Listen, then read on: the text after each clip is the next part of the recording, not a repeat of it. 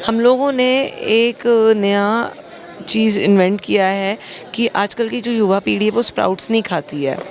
उनको स्प्राउट्स का पता भी नहीं है कि हमें क्यों खाना चाहिए। वो नूडल्स खा लेंगे, मैगी खा लेंगे, और वो इंस्टेंट ज़माने में रहते हैं। उन्हें चाहिए कि हम काम पे जा रहे हैं, पढ़ाई में जा रहे हैं तो इमीडिएट कुछ मिल जाए, पिज़्ज़ा मिल जाए, 15 मिनट 20 मिनट, ब्लिंकिट वगैरह से सबकी आदत ख़राब हो गई है। सो हमने स्प्राउट्स इन्वेंट किए हैं ताकि उसमें आप पानी डालो, 8 मिनट में आप मैगी मत खाओ, स्प्राउट्स खाओ। उसमें 12 ग्राम प्रोटीन है, हेल्दी है, प्रिजर्वेटिव नहीं है, कुछ नहीं है। आप वो खाइए ताकि आपका जो दिन का पूरा न्यूट्रिशनल वैल्यू वो भी पूरा हो जाए और आप धरती के साथ जुड़े रहें, आप नेचुरल चीज़ें खाएं। किस चीज़ से बनते हैं? मूंग होती है इसमें, बेसिकली मोठ होती है, मसूर होती है, दालें होती हैं। तो जो अनाज की कमी हो रखी है आजकल बच्चों में, पौष्टिक चीज़ों की कमी, उसको पूरा करते हैं। अच्छा, ये बताइए, जिस तरह का काम इस समय उत्तर प्रदेश सरकार कर रहा है, जैसे ये मंच है, आज 3 दिन का सम्मेलन है, पीएचडी के स्टूडेंट हैं, साइंटिस्ट हैं और जो स्टार्टअप जैसे आप जैसे लोग हैं जो कि इन सब चीज़ों को बढ़ावा दे रहे हैं, इन सभी को सम्मानित किया जाएगा, तो क्या मानती हैं कि कृषि के क्षेत्र में कितना आगे इस समय उत्तर प्रदेश है? उत्तर प्रदेश मेरे ख्याल से सबसे ज़्यादा काम कर रहा है कृषि को लेके। जो अवेयरनेस है, जो हमारी हेल्दी फूड्स को लेके, जो हमारी गेहूँ, अनाज, ऑर्गेनिक चीज़ों के लिए जो अवेयरनेस है, उस अवेयरनेस के लिए Uttar Pradesh I think India में क्या वर्ल्ड में नंबर 1 है काम करने में। सीएम की जो सीएम साहब की जो नीतियां हैं इस समय कृषि को लेकर और किसानों की आय दुगनी जैसा इस तरह का वो वादा करते हैं, क्या कहेंगी, सही नीति है, सही दिशा में आगे बढ़ रहे हैं? उत्तर प्रदेश शुरू से ही गेहूं का राजा माना गया है। धन धान्य में बिल्कुल उत्पन्न पाया गया है। उसको अभी हम भूल गए थे। अब उसको आगे बढ़ाने के लिए जो हमारे सीएम साहब प्रयास कर रहे हैं, सारी नीतियां ला रहे हैं ताकि हम एज फार्मर्स, एज मैन्युफैक्चरर्स इसको आगे प्रमोट कर सकें, it becomes easy for us to produce. वो सब अपलॉडेबल हैं, दे आर अमेजिंग जो ला रहे हैं वो स्कीम्स, अमेजिंग। क्या नाम है आपका? मेरा नाम डॉक्टर रूपन रघुवंशी है। कृषि वैज्ञानिक है। हाँ, मैं कृषि विज्ञान केंद्र बाराबंकी में कृषि प्रसार की वैज्ञानिक हूँ। अच्छा, ये बताइए कि जिस तरह का कार्यक्रम आज किया जा रहा है, छठी उत्तर प्रदेश कृषि विज्ञान कांग्रेस, खुद मुख्यमंत्री आएंगे, यहाँ पर पीएचडी के स्टूडेंट्स भी हैं एग्रीकल्चर के, तो जिस तरह से बढ़ावा इस समय कृषि को उत्तर प्रदेश में दिया जा रहा है, क्या कहेंगे? देखिए, ये जो 3 दिन का कांग्रेस हो रहा है एग्रीकल्चर के ऊपर, कि जो कि हमारा कृषि है उसको विकसित करना है 2047 तक, उसी के ऊपर है। तो इसमें हमारे प्रगतिशील किसान जो विभिन्न यहाँ पे कृषि विश्वविद्यालय हैं या कृषि अनुसंधान केंद्र हैं, उनके वैज्ञानिक, और जैसा आपने बोला रिसर्च स्कॉलर जो पीएचडी के स्टूडेंट है, वो सब प्रतिभाग कर रहे हैं।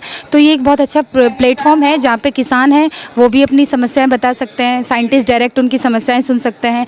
जो रिसर्च स्कॉलर हैं उनके लिए बहुत अच्छा एक प्लेटफॉर्म है कि क्या क्या हमारे एग्रीकल्चर में रिसर्च के स्कोप हैं, क्या क्या चुनौतियाँ हैं, ताकि वो पीएचडी में या पीएचडी के बाद अगर कोई पोस्ट डॉक करता है उस रिसर्च के टॉपिक को ले सकते हैं और उस पर अपनी थीसिस कर सकते हैं या उसका सॉल्यूशन निकाल सकते हैं।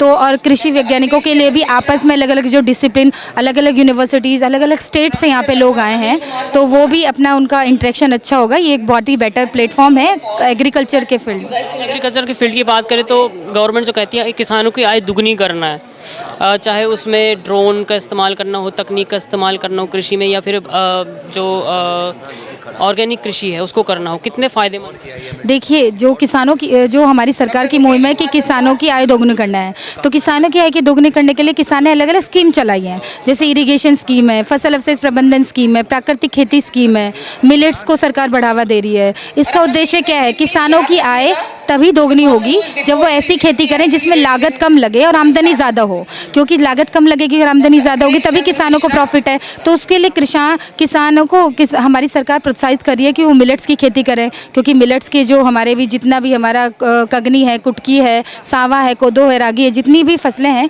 उनमें रोग कम लगता है और किसान की लागत कम लगती है, ज़्यादा पानी की ज़रूरत नहीं होती और उसके प्राइस, मार्केटिंग प्राइस ज़्यादा है, तो किसान को मूल्य ज़्यादा मिलता है। ऐसे प्राकृतिक खेती जिसको हम जीरो बजट खेती बोलते हैं, तो उसमें क्या है, आपको देसी गाय का गोबर चाहिए, गोमूत्र चाहिए, गुड़ चाहिए, बेसन चाहिए, उसी से जो भी फॉर्मुलेशन हमारे बनते हैं उसी को हम खेती में प्रयोग करते हैं। तो उसमें भी हमारी लागत किसान की कम लगती है और उससे जो प्रोड्यूस होगा वो मार्केट रेट पे अच्छा मिलेगा। तो और फसल अवशेष प्रबंधन में कि भाई फसल का जो अवशेष है उसको ना जलाया जाए, हाँ, उसको प्रबंधन किया जाए या तो इन सीटू या तो एक्स सीटू, और उसके तहत आप किसान जो है किसानों को, सरकार जो है किसानों को जागरूक कर रही है और उनको सब्सिडी भी प्रोवाइड कर रही है। जिस तरह के काम इस समय सरकार कर रही है कृषि को आगे बढ़ाने के लिए, चाहे इंफ्रास्ट्रक्चर हो या तरह तरह के जो इस तरह के सम्मेलन हैं, और चाहे जो किसानों तक पहुंचने की बात हो, संतुष्ट हैं आप उससे? जी बिल्कुल संतुष्ट है। किसान ऑलरेडी हमारी सरकार बहुत सारे स्कीम चला रही है अलग अलग विभाग से, वो कृषि विभाग हो, कृषि उद्यान विभाग हो, मत्स्य विभाग हो, हर विभाग में किसानों के लिए सब्सिडाइज रेट पर प्रोडक्ट अवेलेबल है और जागरूकता कार्यक्रम है। मेन इंपॉर्टेंट है कि किसान अब जागरूक हो रहे हैं कि कौन कौन सी नई इंप्रूव टेक्नोलॉजी आई है एग्रीकल्चर में, क्योंकि किसान को अगर पता होगा कौन कौन सी इंप्रूव टेक्नोलॉजी हैं, कौन कौन सी लेटेस्ट वेराइटी हैं, तभी वो अपनी खेती में उन्नतशील खेती कर पाएगा ना। अगर किसान जागरूक ही नहीं है, लेकिन आज का किसान बहुत जागरूक है, उसका हमारा क्रेडिट सरकार को जाता है, कृषि विज्ञान केंद्र को जाता है, जो डिजिटल मीडिया है उनको जाता है कि उसके थ्रू जो हमारी अलग अलग स्कीम चल रही हैं, अलग अलग उन्नत तकनीक आ रही हैं, वो किसानों तक पहुँच रही हैं। तो कहेंगे इस तरह के जो सम्मेलन हो रहे हैं जहाँ पे वैज्ञानिक हैं, जो स्टूडेंट्स हैं, कृषि से जुड़े हुए एक मंच पर रहकर जो काम कर रहे हैं, कितना बड़ा सहयोग मिलेगा उत्तर प्रदेश में कृषि के विकास में? काफ़ी ज़्यादा, मतलब अलग अलग फील्ड के डेलीगेट्स आ रहे हैं, उनका जो नॉलेज शेयरिंग वो करेंगे, हमारे लिए आगे फ्यूचर के लिए काफ़ी यूज़ होगा। हाँ, आगे रिसर्च के लिए हमारे लिए यूज़फुल होगा और हमारे एकेडमिक्स में भी काफ़ी ज़्यादा हमें योगदान मिलेगा। और जो भी ये ऐसे प्रोग्राम्स होते हैं स्टूडेंट के लिए काफ़ी बेनिफिशियल हैं। एकेडमिक बेसिस पे भी, रिसर्च बेसिस पे भी, आगे कोई कॉम्पिटिशन के लिए अगर हम प्रिपेयर कर रहे हैं तो उसके लिए भी काफ़ी ज़्यादा यूज़फुल है। मानते हैं कि जो योगी सरकार है, वो जो योगी सरकार की नीतियाँ हैं वो किसानों के भविष्य को सुरक्षित और मजबूत बनाने के लिए जो कार्य कर रही है उससे संतुष्ट? ज़्यादा तो मुझे उनकी नीतियों के बारे में नहीं पता, बट हाँ काफ़ी कुछ वो कर रहे हैं तो सही। जिस तरह से कृषि को लेकर इसमें सरकार सीरियस है, जो नए नए इंफ्रास्ट्रक्चर डेवलप किए गए हैं या नए नए जो इनोवेशन किए गए हैं या नई नई तकनीकों को जो इस्तेमाल किया जा रहा है। हाँ जी बिल्कुल, जैसे ऑर्गेनिक फार्मिंग पे काफ़ी ज़्यादा ध्यान दिया जा रहा है, ड्रोन फार्मिंग पे दिया जा रहा है, तो काफ़ी सही है। इससे सस्टेनेबल एग्रीकल्चर पे भी काफ़ी ध्यान दिया जा रहा है, तो इन्वायरमेंट के लिए तो अच्छा है ही है और लो कॉस्ट ऑफ इनकम भी होगी। बट ये है कि हाँ, इनिशियल कॉस्ट ऑफ इनकम थोड़ा ज़्यादा है, तो उस पर गवर्नमेंट को थोड़ा ध्यान देना चाहिए, सब्सिडीज़ पे ध्यान देना चाहिए ताकि फार्मर्स और ज़्यादा ऑर्गेनिक फार्मिंग इन सारी चीज़ों पर ध्यान दे सके। मेरा नाम डॉक्टर अरविंद कुमार गुप्ता है, मैं बांदा एग्रीकल्चर यूनिवर्सिटी से हूँ और मैं assistant professor in the department of soil science, मृदा विज्ञान। कहेंगे इस तरह के जो सम्मेलन है, जो समारोह हैं, जैसे उत्तर प्रदेश कृषि विज्ञान कांग्रेस 2026 का आज उप शुभारंभ मुख्यमंत्री योगी आदित्यनाथ करेंगे, जहां पर जो है पीएचडी के बच्चे भी हैं, वैज्ञानिक भी हैं, कृषि वैज्ञानिक, तो कितना बड़ा ये मानते हैं कि सरकार सीरियस है कृषि को लेकर? देखिए जो है इस तरह के प्रोग्राम जो हो रहे हैं, ये 6वीं कृषि एग्रीकल्चर साइंस कांग्रेस है, जिसमें माननीय मुख्यमंत्री मुख्य अतिथि के रूप में आ रहे हैं। इसमें जो इसका इस प्रोग्राम को जो ऑर्गेनाइज़ कर रहे हैं वो कुछ नेशनल और इंटरनेशनल ऑर्गेनाइजेशन है और इसमें बहुत सारे जो स्टूडेंट्स हैं, टीचर हैं और डेलीगेट्स हैं और फार्मर्स हैं, वो सारे पार्टिसिपेट कर रहे हैं। देखिए ये जो विजन है, जो इस प्रोग्राम का जो थीम है वो 2047 को ध्यान में रखते हुए किया गया है, विकसित भारत के रूप में। और देखिए क्या है कि इस तरह के जो प्रोग्राम है ये कृषि क्षेत्र को बढ़ावा देने के लिए हैं। ये प्रोग्राम जो इस तरह के प्रोग्राम है ये जो कृषि क्षेत्र में होने वाली जो तकनीकी हैं, जो बीज हैं, जो कैसे हम उसको किसानों तक पहुंचाएं, जो हमारे अन्नदाता हैं, इसके लिए ये प्रोग्राम रखा गया है। तो निश्चित रूप से 3 दिन में जो ये प्रोग्राम होने वाला है, इससे एक आउटपुट निकल के आएगा जिससे हम कृषि क्षेत्र में कैसे बढ़ावा दे सकते हैं, कैसे हम उसको अपने किसानों को अपने पैरों में खड़ा कर सकते हैं और 2047 को देखते हुए, ताकि भविष्य में मीन्स वो किस तरह का अपना सोच अपना बनाए, जिससे वो अपना 2047 में या अपने भविष्य में अपने आने वाली पीढ़ियों को अपने क्वालिटी और क्वांटिटी, मात्रा और गुणवत्ता देखते हुए उसको भरपूर। विजन है सरकार का किसानों की आय दुगना करना, किस तरह संभव है?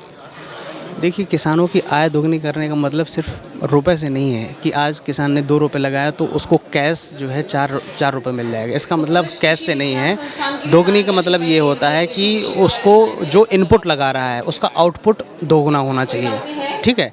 तो आउटपुट के क्षेत्र में जैसे वो बहुत सारी चीज़ें, जैसे वो अपने स्वास्थ्य से संबंधित है, अपने जो है पढ़ाई से, बच्चों की पढ़ाई से संबंधित है, रोजगार से संबंधित है, आय से संबंधित है। तो ये सारे क्षेत्र को देखते हुए आय दोगुनी करने का ये मोटो है।